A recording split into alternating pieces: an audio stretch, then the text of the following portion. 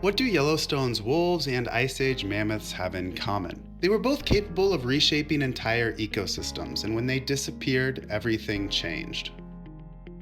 Throughout March of 1995, 3 packs of wolves would leave their acclimation pens in Yellowstone's Lamar Valley. These 14 gray wolves, relocated from Canada, marked the return of an animal that had not stepped foot here in over 50 years. In the early 1900s, people rapidly removed predators from ecosystems. At the time, it was about safety and protection. They didn't necessarily think about what these actions would lead to. The animals like elk that the wolves used to hunt saw rapid population explosions due to the sudden loss of the wild animals that kept them in check. They overgrazed the landscape, especially young willow, aspen, and cottonwood trees near rivers and streams. The extended time spent near those riverbanks led to more trampled soil and disrupted root systems, eventually leading to increased erosion, widened streams, and less clear, more sediment-filled water. And it didn't stop there. According to the National Park Service, the first beaver survey in 1921 counted 25 active colonies. In 1953, they reported 8 colonies. These numbers would continue dropping until the eventual reintroduction of beavers. Birds saw similar impacts due to the decrease of their vegetation, and fish and insects were impacted by the changes to the rivers as well. For millions of years, predator and prey relationships shaped each other, an evolutionary arms race that carved ecosystems into balance. When we removed the ones that scared us, bears, wolves, cats, the consequences were felt across the entire food web.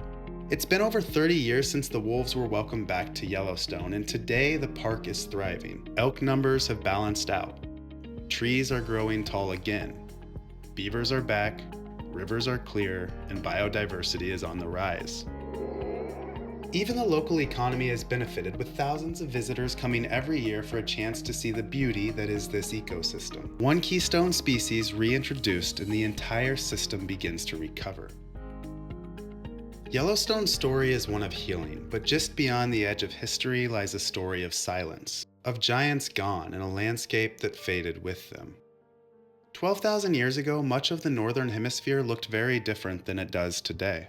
The Mammoth Steppe was a cold, dry grassland where herds of mammoths roamed alongside steppe bison, wild horses, saiga antelope, camels, and their large counterparts like cave lions, dire wolves, saber-toothed cats, and giant short-faced bears helped keep that ecosystem in balance. In the eastern stretches, you could even find cold-adapted hyenas and woolly rhinos. The Mammoth Steppe wasn't barren, it was full of life. But no system, no matter how vast or diverse, is immune to disruption, and the Mammoth Steppe was standing on the edge of one. No single moment marks its collapse, but over time the giants began to vanish. Some point to the warming climate at the end of the last glacial maximum, but that had happened before and the animals in the ecosystems had persisted. So what made this time different?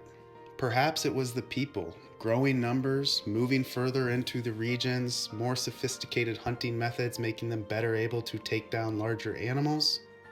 It's possible. Me personally, I think it's more likely a combination of the two acting as a 1-2 punch that prevented the eventual recovery of these animals and that Mammoth Steppe ecosystem. Regardless, the mammoths were lost, and the ecosystem, the Mammoth Steppe, it began to change. Without herds of giant megafauna to trample the snow, churn the soil, and knock down young trees, shrubs and forests began to spread. Grasses, once dominant, started to disappear. The permafrost, no longer as insulated and protected, began to melt a little bit faster. And slowly, the cold, grassy plains that had stretched across continents transformed into what we see today, a patchwork of tundra, taiga, and silence.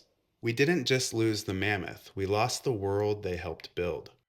But at Colossal, scientists are working to change that, and not just for the mammoth's sake. Asian elephants are the closest cousins of the woolly mammoth, sharing around 99.6% of their DNA. And they're keystone species in their own right. Where elephants thrive, ecosystems thrive. They knock down trees, creating open grasslands that support the grazing animals. They dig water holes that other species rely on during the dry season. Their dung spreads seeds and fertilizes the soil. That's important. Elephants are landscapers, gardeners, and engineers of their environment. And yet they're in trouble. Habitat loss, poaching, and climate change are all putting pressure on elephant populations.